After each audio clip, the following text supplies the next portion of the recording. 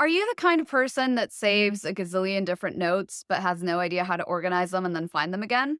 If so, welcome to the Random Notes Club, where we save all kinds of things never to be found again.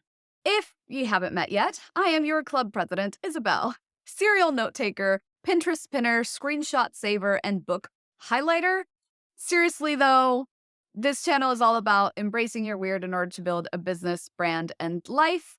And I know I'm not the only one who has hundreds and hundreds of notes saved on her phone, on notebooks, on sticky notes, on random pieces of paper.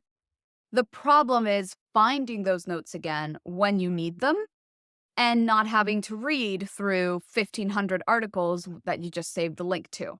Trust me, I've tried to organize all my notes, but I usually just get overwhelmed and bored eventually because they are never ending.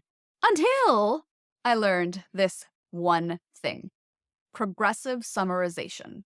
Now, I learned this from Tiago Forte's Building a Second Brain book. Highly recommend that book.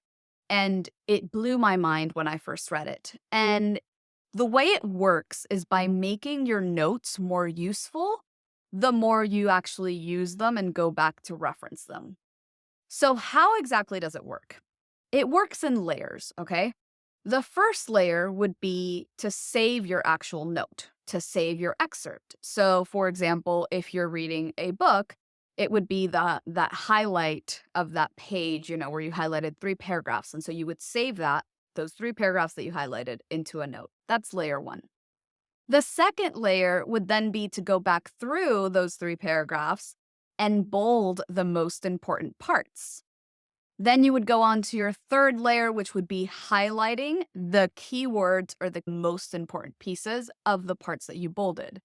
And layer number 4, your final layer, would be to summarize those key points in your own words at the end of the note. So, why is this magic? Because you don't have to do this with every single note.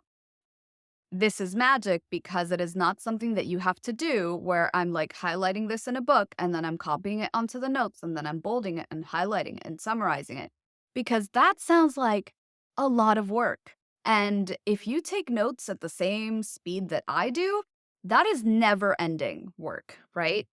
The trick is you only do this when you go back to the note. So, note number 1, I take the excerpt and I put it in a note on my phone. If I never use that note again, that's all I do. But if I go back to that note because I'm writing an article or recording a YouTube video or something, then when I go back to that note, I will take the time to bold out the most important pieces. If I never go back to it after that, then that's it. But if I do go back to that note once again, that's when I highlight. And if I go back to it once more, that's when I summarize. And so what this means is that the notes that you keep going back to become more and more useful over time.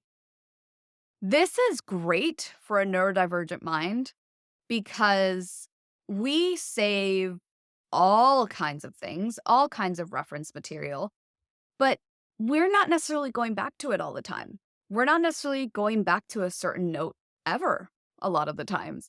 And so this is a way to do it progressively when you actually need the note, when you actually have to go through it anyways, which is great. So if this is helpful, I would just want you to remember 2 things.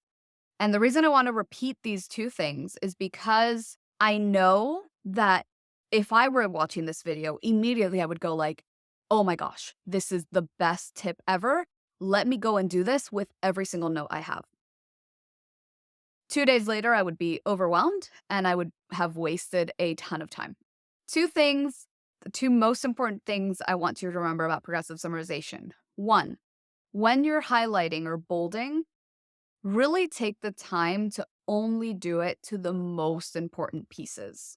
Really cut down on what you want to do, what you want to highlight, because what you want to achieve with the highlight is that you understand what that note is about just by glancing at it, where you don't have to actually read through it or skim it, because that cuts down on the time when you're looking through your notes trying to find what you're looking for. It cuts down on the time that you spend. because you don't have to read the whole thing.